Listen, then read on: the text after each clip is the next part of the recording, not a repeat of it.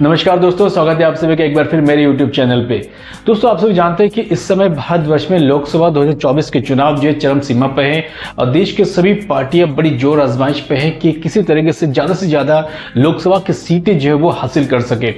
लेकिन इस बार के चुनाव में कई यंग चेहरे हैं जो अपनी दावेदारी पेश कर रहे हैं, कोई पार्टी से तो कोई निर्दलीय उम्मीदवार के तौर पे अपनी दावेदारी पेश कर रहा है और हर तरफ बहुत सारे यंग जो लीडर्स हैं उनकी चर्चा भी जोरों पर है। दोस्तों, आज के इस वीडियो सेशन पे मैं बात करूंगा राजस्थान के एक ऐसे युवा चेहरे की जिन्होंने बहुत ही कम समय में युवाओं के बीच में बहुत अच्छी पहचान बनाई है और युवाओं के बीच में एक यूथ आइकॉन के तौर पे उभर रहे हैं। हाल ही में उन्होंने मेंबर ऑफ पार्लियामेंट के लिए जब नॉमिनेशन किया तो उनकी नॉमिनेशन में जितनी भीड़ इकट्ठा हुई, इस भीड़ को देखकर राजस्थान के सत्ता पक्ष के दल बीजेपी और ऑपोजिशन के जो दल है कांग्रेस, दोनों की टेंशन यहां पर बढ़ चुकी है और वो समझ नहीं पा रहे हैं कि इस नौजवान के नॉमिनेशन में इतनी अगर भीड़ एकत्र हो रही है और इतनी सारी भीड़ अगर वोटों में कन्वर्ट हो जाए तो शायद उनकी जीत यहां पर सुनिश्चित है। दोस्तों, आज के इस वीडियो पे मैं बात कर रहा हूं राजस्थान के यंग लीडरों में से एक रविंद्र सिंह भाटी के बारे में, जिन्होंने हाल ही में अपना नॉमिनेशन जो किया तो उनके नॉमिनेशन में लगभग 20 किलोमीटर तक इतनी बड़ी रैली थी और उस रैली में बहुत ज्यादा क्राउड थे। तो इस क्राउड के कारण उनकी जो ये बातें हैं वो सनसनी बन चुकी है। तो दोस्तों, जानते हैं आज के इस वीडियो में थोड़ी सी उनके बारे में इंफॉर्मेशन कि रविंद्र सिंह भाटी कौन है और उनका बैकग्राउंड क्या है। 3 दिसंबर 1990 को राजस्थान के जैसलमेर के एक राजपूत परिवार में रविंद्र सिंह भाटी का जन्म हुआ। रविंद्र सिंह भाटी के पिता का नाम श्री शैतान सिंह भाटी और माता का नाम श्रीमती अशोक कंवर जी है। रविंद्र सिंह भाटी राजपूत और मारवाड़ी परिवार से ताल्लुकात रखते हैं, इसलिए हर एक जगह पे वो अपने राजपूत कल्चर और मारवाड़ी संस्कृति को बहुत अच्छे से पेश करते हैं। रविंद्र सिंह भाटी बचपन से ही पढ़ाई में बहुत होशियार थे और साथ में राजनीति के बहुत सारे विचारों से वो प्रभावित थे और समय समय पर राजनीति की जो विचारधाराएं होती थी उस पर भी उसको जानने के बहुत उत्सुक रहते थे। 2019 में जब राजस्थान के जय नारायण व्यास विश्वविद्यालय में बहुत सारे लोगों ने अध्यक्ष पद के लिए अपना नामांकन किया तो रविंद्र सिंह भाटी ने भी सोचा कि वो भी एबीपी के बैनर के तले अध्यक्ष पद के लिए अपना नामांकन करेंगे, लेकिन एबीपी ने उस टाइम अध्यक्ष के लिए इन्हें अपना टिकट नहीं दिया। तो टिकट ना देने के कारण इन्होंने निर्दलीय लड़ने का फैसला किया और फाइनली जब इन्होंने अध्यक्ष पद के लिए नामांकन किया तो जय नारायण व्यास विश्वविद्यालय में अध्यक्ष पद के लिए एक बहुत बड़ी जीत इन्होंने हासिल की। इसके बाद लगातार 2019 से 2022 तक ये लंबे समय तक राजस्थान के विश्वविद्यालय में अध्यक्ष बने रहने का अपना रिकॉर्ड कायम किया।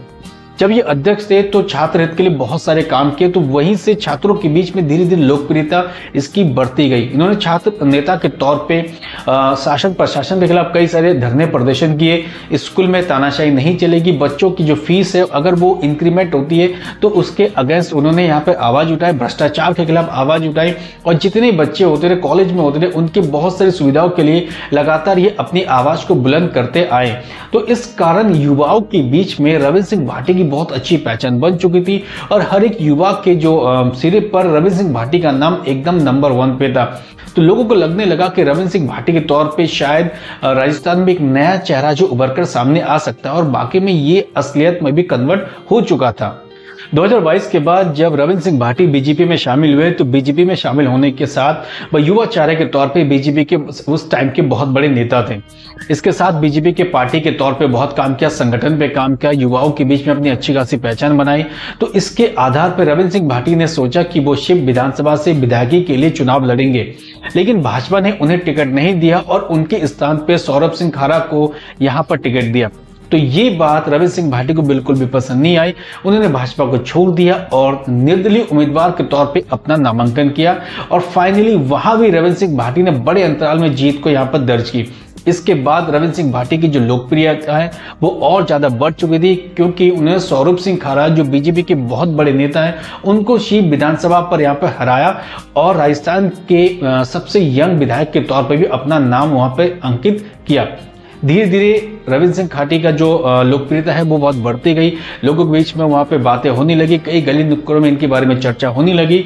तो फाइनली जब 2024 के एमपी इलेक्शन के उनमें लड़ने की सोची तो यहाँ भी उन्होंने निर्दलीय उम्मीदवार के तौर पे अपना नामांकन किया। नॉमिनेशन के टाइम पे इतनी ज्यादा भीड़ थी कि बीजेपी और कांग्रेस इनके नॉमिनेशन के जितने क्राउड से उनको देख के टेंशन में आ गए और इनको लगने लग गया अगर जितने क्राउड्स यहाँ पे अगर ये वोटों पर कन्वर्ट हो जाते हैं, यानी कि वोट में कन्वर्ट होते ही रविंद्र सिंह भाटी की जीत पक्की हो जाएगी और रविंद्र सिंह भाटी विधायक से सीधे बन जाएंगे मेंबर ऑफ पार्लियामेंट। फिलहाल नॉमिनेशन के बाद इनकी जो प्रचार है वो जोरों पे है और बीजेपी कांग्रेस दोनों टेंशन में है। उसके साथ ही जो बाड़मेर से जहां उन्होंने नामांकन किया तो बाड़मेर 25 सीटों में हॉट सीट बन चुकी है।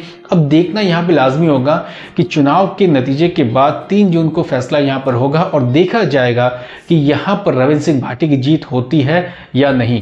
सो दोस्तों, आज के इस वीडियो में बहुत शॉर्टली मैंने रविंद्र सिंह भाटी के बारे में आपको बताने की कोशिश की है। आगे भी नेक्स्ट और भी इंफॉर्मेशन इस वीडियो के माध्यम से हम आपको देते रहेंगे। सो दोस्तों, वीडियो पसंद आए तो प्लीज़ लाइक शेयर कमेंट्स जरूर करें और कोशिश करें कि वीडियो को ज़्यादा से ज़्यादा शेयर करें। कल फिर मिलते हैं एक और नए वीडियो के साथ। Thank you. जय हिंद।